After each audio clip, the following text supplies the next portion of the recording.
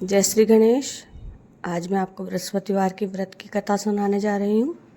अगर आपको पसंद आए तो लाइक और सब्सक्राइब जरूर करें। प्राचीन काल में एक ब्राह्मण था। वह बहुत ही निर्धन था।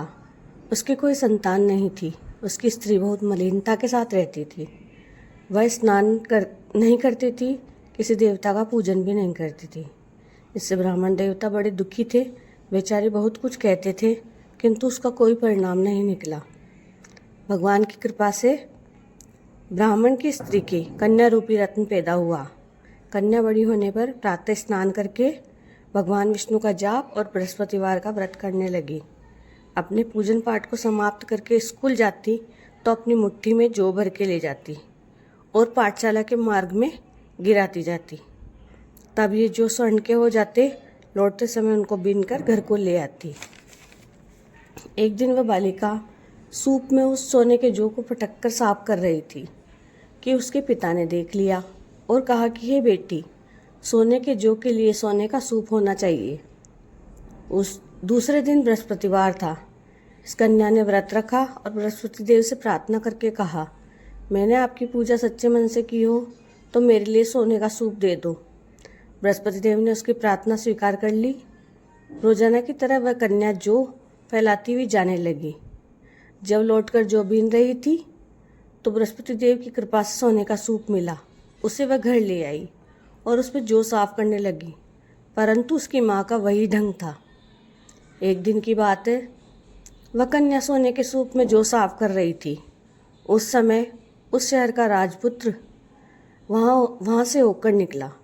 इस कन्या के रूप और कार्य को देखकर वह मोहित हो गया तथा अपने घर आकर भोजन तथा जल का त्याग कर उदास होकर लेट गया।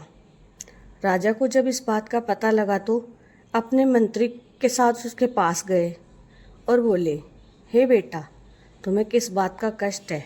किसी ने अपमान किया है अथवा और कोई कारण है तो वह कहो, मैं वही करूँगा जिससे तुम्हें प्रसन्नता हो। अपने पिता की राजकुमार ने बातें सुनी तो वह बोला, मुझे आपकी कृपा से किसी बात का दुख नहीं है। किसी ने मेरा अपमान नहीं किया है, परंतु मैं उस लड़की से विवाह करना चाहता हूँ जो सोने के सूप में जौ साफ कर रही थी। यह सुनकर राजा आश्चर्य में पड़ा और बोला, हे बेटा, इस तरह की कन्या का पता तुम ही लगाओ। मैं उसके साथ तेरा विवाह अवश्य करवा दूंगा। राजकुमार ने उस लड़की के घर का पता बतलाया। तब मंत्री उस लड़की के घर गए और ब्राह्मण देवता को सभी हाल बतलाया। ब्राह्मण देवता राजकुमार के साथ अपनी कन्या का विवाह करने के लिए तैयार हो गए।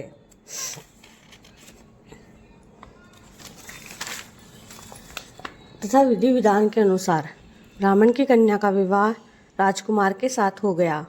कन्या के घर से जाते ही पहले की भांति उस ब्राह्मण देवता के घर में गरीबी का निवास हो गया। अब भोजन के लिए अन्न भी बड़ी मुश्किल से मिलता। एक दिन दुखी होकर ब्राह्मण देवता अपनी पुत्री के पास गए। बेटी ने पिता की दुखी अवस्था को देखा और अपनी माँ का हाल पूछा। तब ब्राह्मण ने सभी हाल कहा। कन्या ने बहुत सा धन देकर अपने पिता को विदा कर दिया। इस तरह ब्राह्मण का कुछ समय सुखपूर्वक व्यतीत हुआ। कुछ दिन बाद फिर वही हाल हो गया।